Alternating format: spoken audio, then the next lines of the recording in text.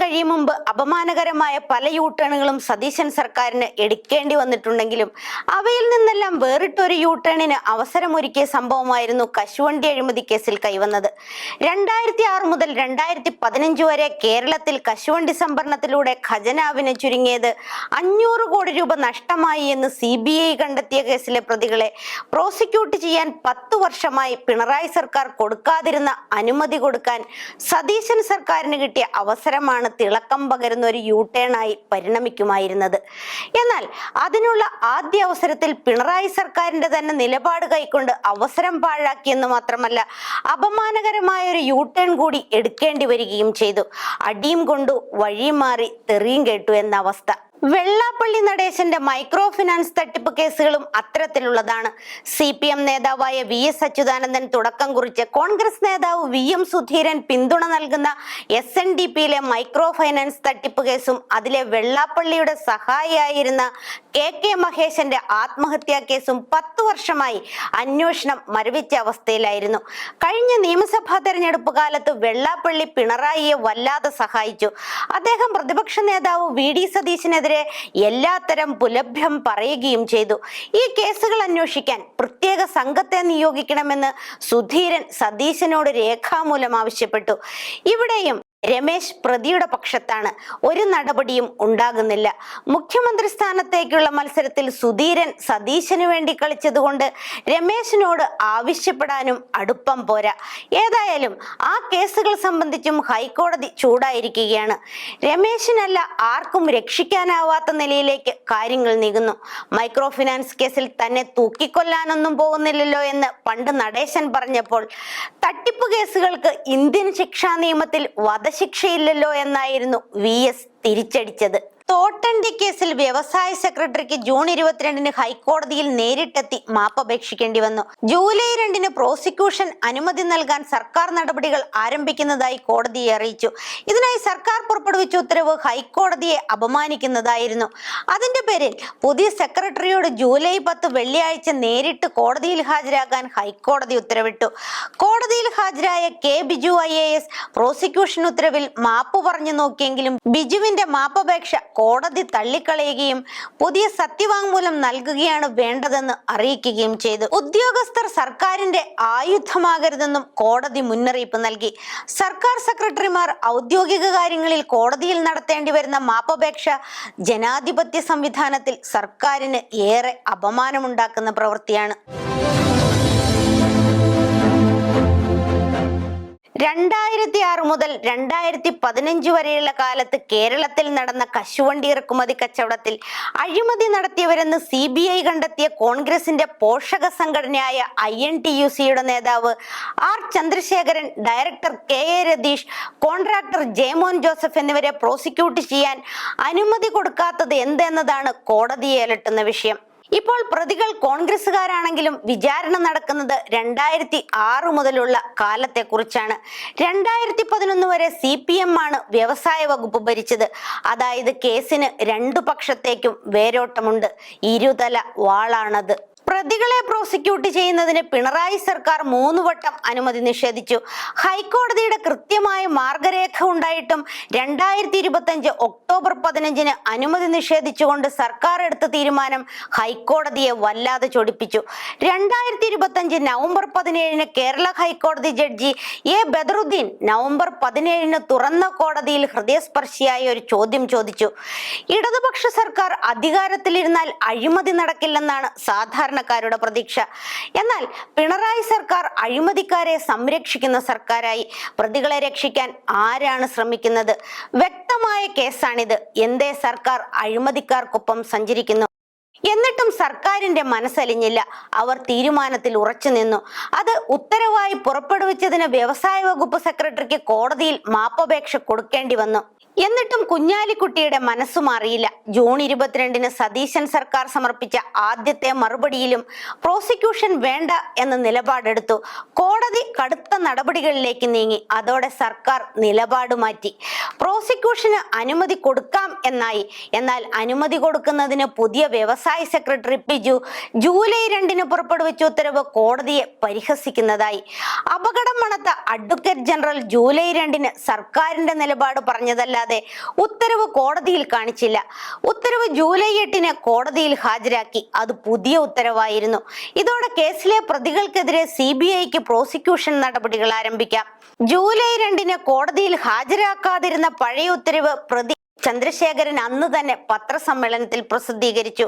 വിചാരണ കോടതിയുടേതുപോലുള്ള ഹൈക്കോടതിയുടെ സമ്മർദ്ദം മൂലം സർക്കാരിന് ശരിക്കും ആലോചിച്ച് തീരുമാനിക്കാനായില്ലെന്നും പ്രതികൾക്ക് അപ്പീൽ കൊടുക്കാമെന്നും എല്ലാം ഉത്തരവിലുണ്ടായിരുന്നു.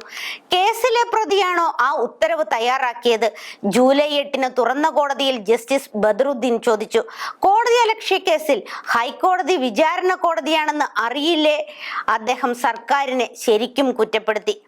പ്രതികളെ രക്ഷിക്കാൻ ശ്രമിച്ച ആ ഉദ്യോഗസ്ഥൻ ആ സ്ഥാനത്തിരിക്കാൻ യോഗ്യനല്ലെന്നും കോടതിയെ പഴിചാരി ഉത്തരവിറക്കിയ വ്യവസായ വകുപ്പ് സെക്രട്ടറി കെ ബിജുവിനെതിരെയും കോടതിയലക്ഷ്യ നടപടി സ്വീകരിക്കാനും കോടതി നിർദ്ദേശിച്ചു.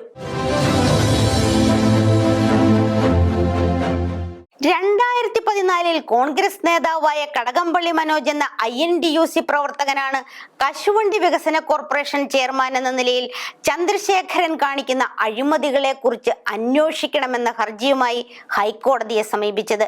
അന്ന് ഉമ്മൻചാണ്ടിയാണ് മുഖ്യമന്ത്രി.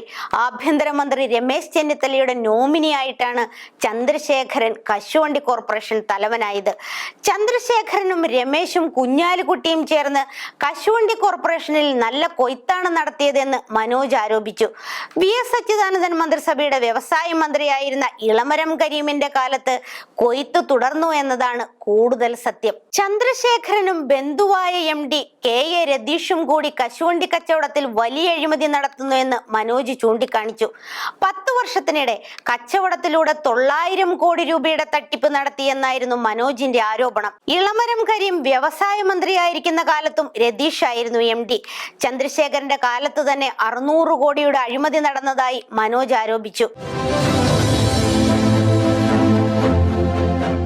കേസ് പരിശോധിച്ച ഹൈക്കോടതി അക്കാലത്ത് അഡീഷണൽ ചീഫ് സെക്രട്ടറി ആയിരുന്ന ധനകാര്യ സെക്രട്ടറി ഡോക്ടർ KM അബ്രഹാമിനോട് പരാതിയെക്കുറിച്ച് അന്വേഷിക്കാനും അന്വേഷണ റിപ്പോർട്ട് നേരിട്ട് ഹൈക്കോടതിക്ക് കൈമാറാനും നിർദ്ദേശിച്ചു. 2015 ജൂലൈയിൽ ഡോക്ടർ അബ്രഹാം റിപ്പോർട്ട് ഹൈക്കോടതിക്ക് കൈമാറി. അബ്രാഹത്തിനെതിരെ അന്ന് ചന്ദ്രശേഖരൻ വലിയ പടയാണ് നയിച്ചത്.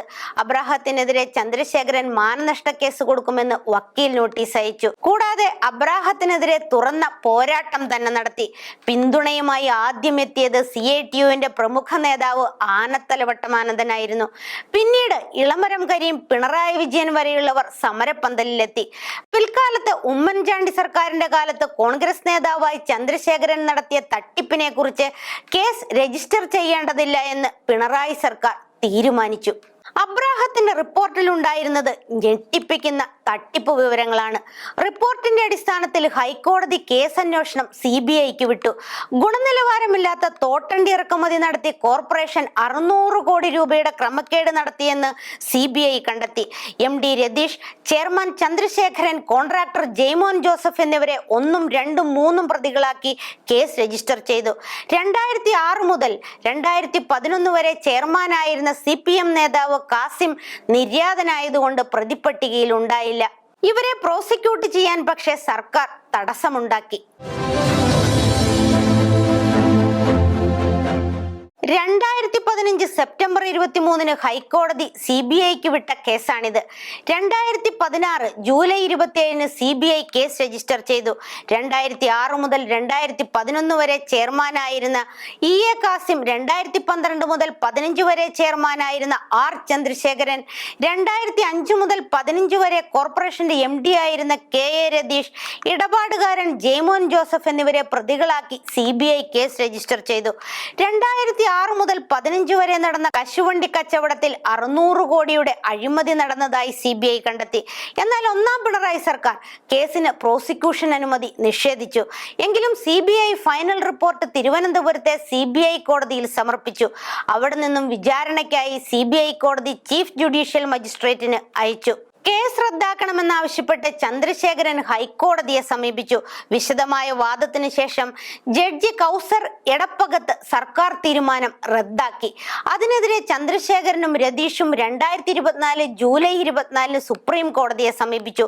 സുപ്രീം കോടതി ജഡ്ജിമാരായ ദീപാങ്കർ ദത്ത, PK മിശ്ര എന്നിവരുടെ ബെഞ്ച് ഹൈക്കോടതി ഉത്തരവ് ശരിവെച്ചു. അതായത് കേസിൽ പ്രതികൾക്കെതിരെ CBIക്ക് പ്രോസിക്യൂഷൻ നടപടികൾ ആരംഭിക്കാം.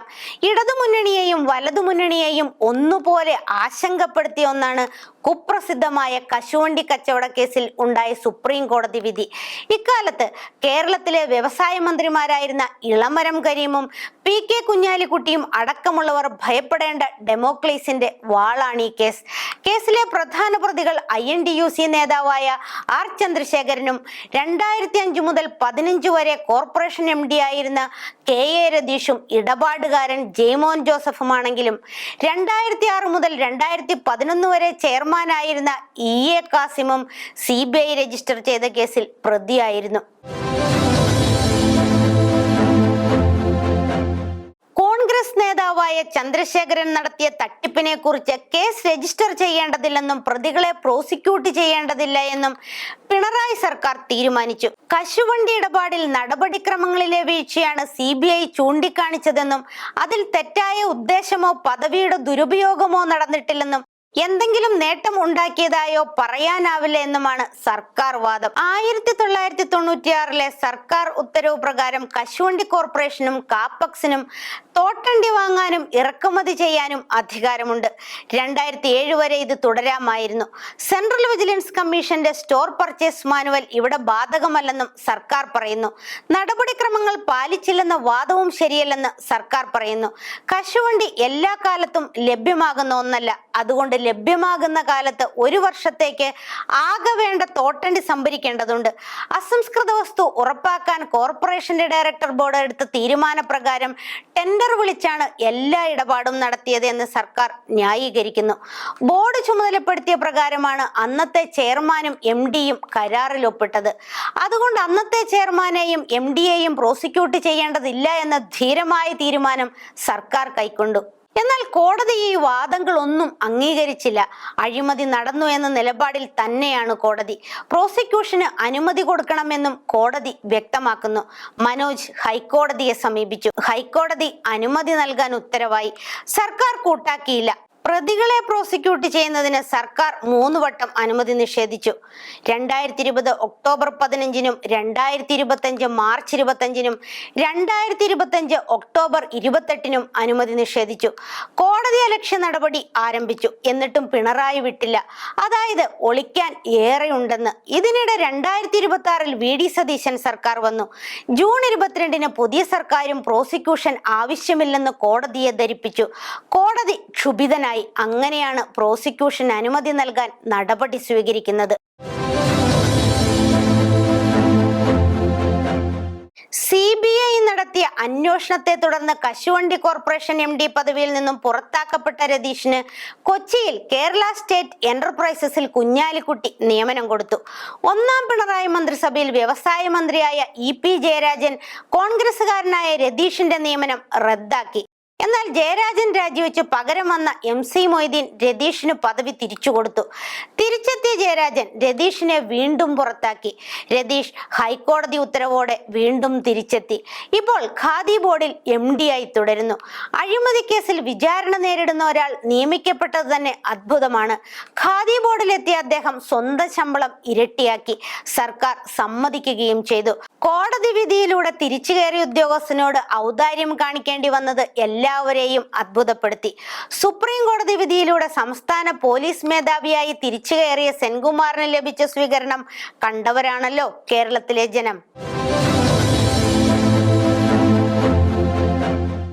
സർക്കാർ തീരുമാനം തീരുമാനത്തിന് വ്യവസായ സെക്രട്ടറി ഹനീഷിനെതിരെ കോടതിയലക്ഷ്യ നടപടി തുടരണം എന്നാവശ്യപ്പെട്ട് കടകംപള്ളി മനോജ് നൽകിയ ഉപഹർജിയടക്കം കേസിന്റെ പരിഗണന സർക്കാർ സമയം ചോദിച്ചതുകൊണ്ട് ഒരാഴ്ച സാവകാശം അനുവദിച്ചു മാറ്റിവെച്ചെങ്കിലും ഡെമോക്ലീസിന്റെ വാളുപോലെ ഈ കേസ് സർക്കാരിന് മുകളിൽ തൂങ്ങിയാടുന്നുണ്ട്. 2 തവണയാണ് അനുമതി നിഷേധിച്ചുകൊണ്ട് ഹനീഷ് കോടതിയെ ധിക്കരിച്ചത്. സർക്കാർ തീരുമാനത്തിൽ കോടതിയലക്ഷ്യമുണ്ടെന്ന് കോടതി തന്നെ സൂചിപ്പിച്ചിട്ടുണ്ട്.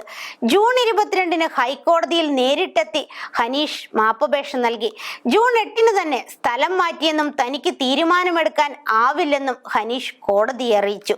അഴിമതി നടത്തി പൊതുജനങ്ങളെ വഞ്ചിക്കുന്ന രാഷ്ട്രീയ നേതാക്കളെ സംരക്ഷിക്കുന്നതിൽ ഇടതു വലതു മുന്നണികൾ ഒരേ തൂവൽ പക്ഷികളെ പോലെ പെരുമാറുമ്പോൾ ഹൈക്കോടതി കൂടി ധീരമായ നിലപാടെടുക്കാതിരുന്നാൽ ഉണ്ടാകാവുന്ന ഭീകരമായ അവസ്ഥ എന്താവുമെന്നതിന്റെ ഏറ്റവും ശക്തമായ ഉദാഹരണമാണ് കോടികളുടെ തോട്ടണ്ടി കച്ചവട ഇടപാടിൽ പ്രതികളെ സംരക്ഷിക്കാൻ ഇന്നും നടക്കുന്ന നീക്കങ്ങൾ. സതീശൻ സർക്കാർ ഉന്നത പദവികളിലിരുന്ന പല ഇടതു സഹയാത്രികരെയും സ്ഥലം മാറ്റി. അവരിൽ 2 പേരാണ് IHRD ഡയറക്ടറായിരുന്ന VA അരുൺകുമാറും വിഴിഞ്ഞം പോർട്ട് MD ആയിരുന്ന ദിവ്യ S അയ്യരും. അരുൺകുമാർ മുൻ മുഖ്യമന്ത്രി VS അച്യുതാനന്ദന്റെ മകനാണ്. അച്ഛന് ലഭിച്ച പത്മാദരം പാർട്ടി ഭക്തി കൊണ്ട് തിരസ്കരിച്ചവനാണ്. ദിവ്യ ആകട്ടെ കോൺഗ്രസ് നേതാവ് KS ശബരിനാഥന്റെ ഭാര്യയും. അരുൺകുമാറിനെ മാറ്റിയതിൽ കമാന്നൊരക്ഷരം പറയാത്ത CPM നേതാക്കൾ ദിവ്യയ്ക്ക് വേണ്ടി രംഗത്തിറങ്ങി. പിണറായി മുഖ്യമന്ത്രിയായിരിക്കെ പ്രൈവറ്റ് സെക്രട്ടറി ആയിരുന്ന KK രാഗേഷ് ആയിരുന്നു തുടക്കം. അദാനിയും സതീശനും തമ്മിലുള്ള ഡീലിന്റെ ഭാഗമാണ് ദിവ്യയുടെ സ്ഥലം മാറ്റമെന്നും ദിവ്യയെ മാറ്റണമെന്ന് അദാനി നേരത്തെയും പലവട്ടം ആവശ്യപ്പെട്ടിരുന്നെന്നും അങ്ങനെ പറഞ്ഞപ്പോൾ നിങ്ങൾ തുറമുഖത്തിന്റെ കാര്യം നോക്കിയാൽ മതി, ഞങ്ങളുടെ ഉദ്യോഗസ്ഥന്മാരെ ഞങ്ങൾ തീരുമാനിക്കുമെന്ന് പിണറായി പറഞ്ഞുവെന്നുമാണ് അദ്ദേഹം പറഞ്ഞതായി കണ്ടത്.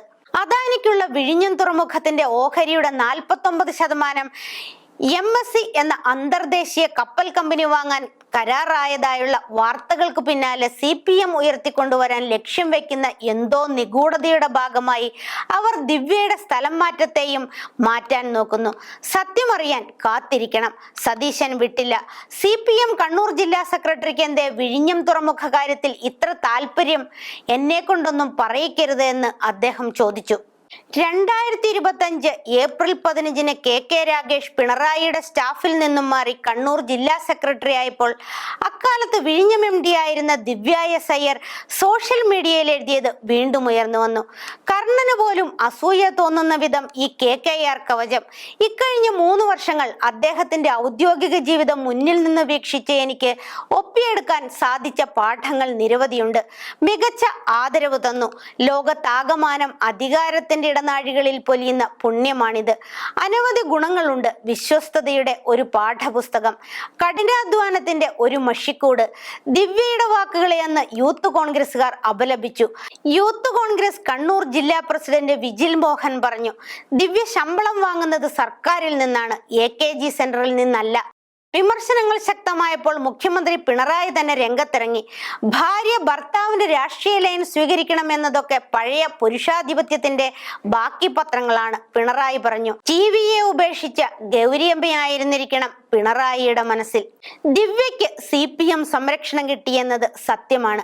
അവർ തലസ്ഥാനത്ത് സബ് കളക്ടറായിരിക്കെ വർക്കലയിൽ സർക്കാർ സ്ഥലം ഒരു സ്വകാര്യ വ്യക്തി പതിച്ചു കൊടുത്തതിനെതിരെ CPM ജില്ലാ സെക്രട്ടറിയും MLAയുമായ V ജോയ് പരാതി നൽകിയിരുന്നു. അന്ന് അതുകൊണ്ടാണ് ദിവ്യയെ മാറ്റിയത്. അവരെ സസ്പെൻഡ് ചെയ്യാൻ ശുപാർശ ഉണ്ടായിരുന്നതായി വാർത്തയും വന്നു. എന്നാൽ ഒന്നും ഉണ്ടായില്ല. അവർ പത്തനംതിട്ട കളക്ടറായി. മികച്ച കളക്ടർക്കുള്ള അവാർഡ് നേടി. അച്ഛനും അമ്മയ്ക്കുമൊപ്പം മുഖ്യമന്ത്രിയുടെ വീട്ടിലെത്തി അവാർഡ് തുക മുഖ്യമന്ത്രിയുടെ ദുരിതാശ്വാസ നിധിയിലേക്ക് കൈമാറി. അതിന്റെ ഫോട്ടോ സോഷ്യൽ മീഡിയയിൽ പോസ്റ്റ് ചെയ്തു. പിന്നെ അവർ സർക്കാരിന്റെ നല്ല കുട്ടിയായി ജീവിച്ചു. 2024-ൽ ദേവസ്വം മന്ത്രി KK രാധാകൃഷ്ണൻ ലോക്സഭാ MP ആയപ്പോഴും ദിവ്യ സോഷ്യൽ മീഡിയയിൽ സ്തുതിഗീതങ്ങൾ പാടി. അദ്ദേഹത്തെ ആശ്ലേഷിക്കുന്ന ചിത്രവും സോഷ്യൽ മീഡിയയിൽ പോസ്റ്റ് ചെയ്തു. ആ ചിത്രം വലിയ വിവാദമായി. ബ്യൂറോക്രാറ്റുകളുടെ പെരുമാറ്റച്ചട്ടവും വ്യക്തി സ്വാതന്ത്ര്യവും അന്ന് അന്നു വലിയ ചർച്ചാ വിഷയമായി. സ്നേഹം പ്രകടിപ്പിക്കുന്നതിന് പ്രോട്ടോകോൾ ഇല്ല എന്നതായിരുന്നു ദിവ്യയുടെ നിലപാട്. സ്നേഹപ്രകടനത്തിന്റെ ഭാഗമായിരുന്നു അതെന്ന് കെ രാധാകൃഷ്ണനും പ്രതികരിച്ചു. പത്തനംതിട്ട കളക്ടർ വീട്ടിലെത്തിയപ്പോഴായിരുന്നു ആലിംഗനമെന്ന് ശബരിനാഥനും ന്യായീകരിച്ചു. പിന്നീട് അവർ സാംസ്കാരിക ഡയറക്ടറായി, വിഴിഞ്ഞം പോർട്ട് MD ആയി. ഈ പദവിയിൽ ഇരുത്തിക്കൊണ്ട് പണ്ട് ശിവശങ്കറെ കൊണ്ട് ചെയ്യിച്ചതുപോലെ വല്ലതും ചെയ്യിച്ചിട്ടുണ്ടാകുമോ എന്ന രാകേഷ് അവർക്ക് കവചം തീർക്കാൻ ഓടിയെത്തിയപ്പോൾ സംശയമുണ്ടായവരുണ്ട്. പുതിയ MD ജെറോമി ജോർജ് മിടുക്കനാണ്. വല്ലതും നടന്നിട്ടുണ്ടെങ്കിൽ കണ്ടെത്തുമെന്ന് കരുതാം. ഏതായാലും വിഴിഞ്ഞം കഥകൾ ഇനിയും വരും. IHRD ഡയറക്ടർ സ്ഥാനത്ത് നിന്നും മാറ്റപ്പെട്ട VSന്റെ മകൻ V അരുൺകുമാറിന്റെ വാക്കുകളിൽ തന്നെ താൽക്കാലിക ഡയറക്ടറാക്കി മാത്രം നിയമിച്ചവരോടുള്ള സങ്കടമാണ് ഉണ്ടായിരുന്നത്. 32 വർഷമായി ആ വകുപ്പിൽ ജോലി ചെയ്യുന്ന ആളാണ് താനെന്നും അദ്ദേഹം പറഞ്ഞു. അപ്പന്റെ പദവിയുടെ ഫലം നേടുന്ന പഴയ മുഖ്യമന്ത്രിമാരുടെ മക്കൾക്കെല്ലാം കാലം കാത്തുവച്ചിരിക്കുന്ന ഒന്നുണ്ട് എന്ന് അരുൺകുമാർ അറിയുക. വീണ ഇപ്പോൾ തന്നെ അതറിയുന്നുണ്ട്. പിണറായിയുടെ പ്രതിപക്ഷ നേതൃസ്ഥാനം പോകുന്നതോടെ ചിത്രം കൂടുതൽ വ്യക്തമാകും. പൊതുഭരണമടക്കം മുഖ്യമന്ത്രിമാർ വഹിക്കുന്ന വകുപ്പുകൾ എന്നും വളരെ അധികമാവും. കരുണാകരന് ആഭ്യന്തര വകുപ്പ് കൂടി വേണമെന്ന ശാഠ്യമുണ്ടായിരുന്നു.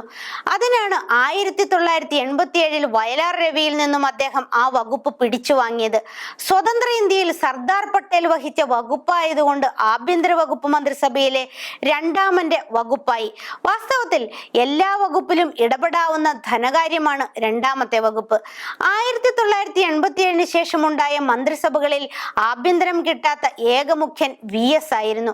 ആഭ്യന്തരം പാർട്ടി കോടിയേരിക്ക് കൊടുത്തു.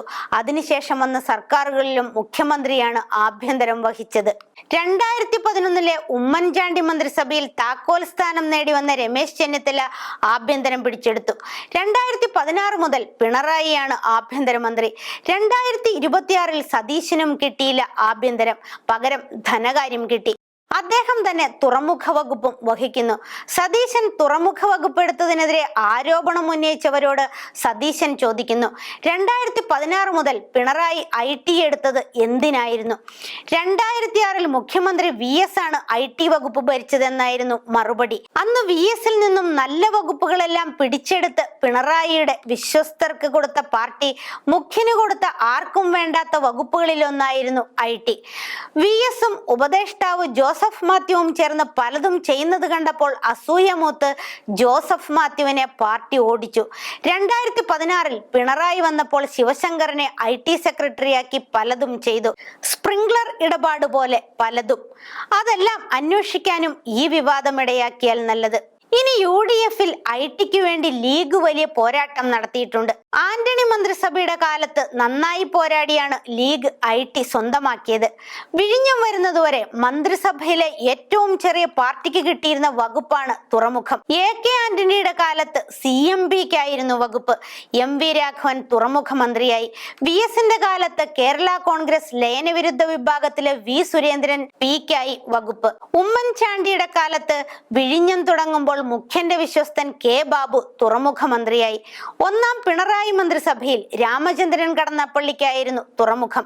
രണ്ടാം മന്ത്രിസഭയിൽ INLന്റെ അഹമ്മദ് ദേവർകോവിലിന് വകുപ്പ് കൊടുത്തു. വിഴിഞ്ഞം ഉദ്ഘാടനമായതോടെ വകുപ്പ് CPM ഏറ്റെടുത്തു. പിണറായിയുടെ ഏറ്റവും വിശ്വസ്തൻ VN വാസവൻ മന്ത്രിയായി. അഹമ്മദ് ദേവർകോവിലിന് പകരം വന്ന കടന്നപ്പള്ളിക്ക് കിട്ടേണ്ടിയിരുന്ന വകുപ്പായിരുന്നു ഇന്നത്തെ നിലയിൽ മുഖ്യമന്ത്രിയോ അതുപോലെ കരുത്തരായ മന്ത്രിമാരോ വഹിക്കേണ്ട വകുപ്പ് തന്നെയാണ് തുറമുഖം. അകത്തുനിന്നും പുറത്തുനിന്നും ആക്രമണം നേരിടേണ്ടി വരിക കേരളത്തിലെ കോൺഗ്രസ് മുഖ്യമന്ത്രിമാരുടെ ദുര്യോഗമാണ്. സതീശനെതിരെയും കോൺഗ്രസിൽ നീക്കം നടക്കുന്നുണ്ട്. സർക്കാർ നടത്തുന്ന നിയമനങ്ങളാണ് സതീശനെ ഇപ്പോൾ പ്രതിക്കൂട്ടിൽ കയറ്റുന്നത്. സതീശന്റേത് ഒരു U-ടേൺ സർക്കാർ എന്ന് ജനം സംശയിച്ചാൽ കുറ്റം പറയാനാവില്ലെന്നാണ് PJ കുര്യൻ പറഞ്ഞത്. കുര്യനും സുധീരനും കോൺഗ്രസിന് ശാപമോ? സതീശനെ അനുകൂലിച്ച് സൈബർ ആക്രമണം നടത്തുന്നവർ ചോദിക്കുന്നു.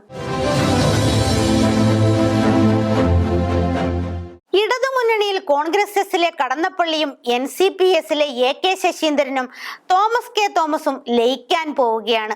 ജൂലൈ 11 ചേരുന്ന NCP ജനറൽ കൗൺസിൽ തീരുമാനിക്കുമെന്നാണ് ശശീന്ദ്രൻ പറയുന്നത്. കടന്നപ്പള്ളിയും ശശീന്ദ്രനും പണ്ട് ഒന്നായിരുന്നു. 1999 കോൺഗ്രസ് എസിലെ ഷൺമുഖദാസും സംഘവും ശരത് പവാറിന്റെ NCP-യിൽ ചേർന്നപ്പോൾ കടന്നപ്പള്ളി പോയില്ല. 1981 മുതൽ 99 വരെ കോൺഗ്രസ് എസ് നിയമസഭാ കക്ഷി നേതാവായിരുന്നു ഷൺമുഖദാസ്. 2006 കരുണാകരനും മുരളിയും NCP-യിൽ ലയിച്ചപ്പോൾ NCP-യെ ഇടതുമുന്നണി പുറത്താക്കി.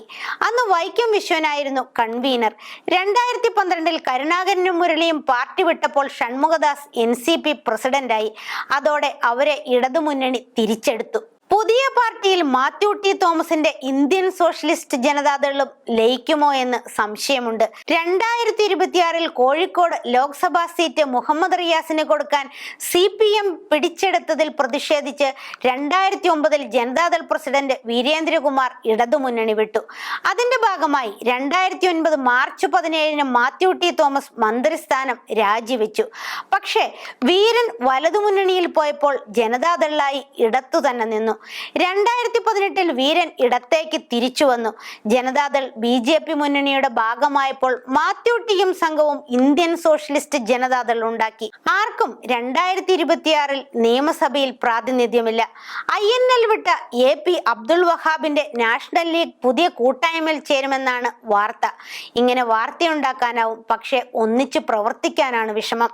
നേതാക്കന്മാർ പിടിച്ചു നിൽക്കാനുണ്ടാക്കുന്ന പിളർപ്പുകളും ലയനവും ഒന്നും വലിയ വിഷയമായി കാണേണ്ടതില്ല.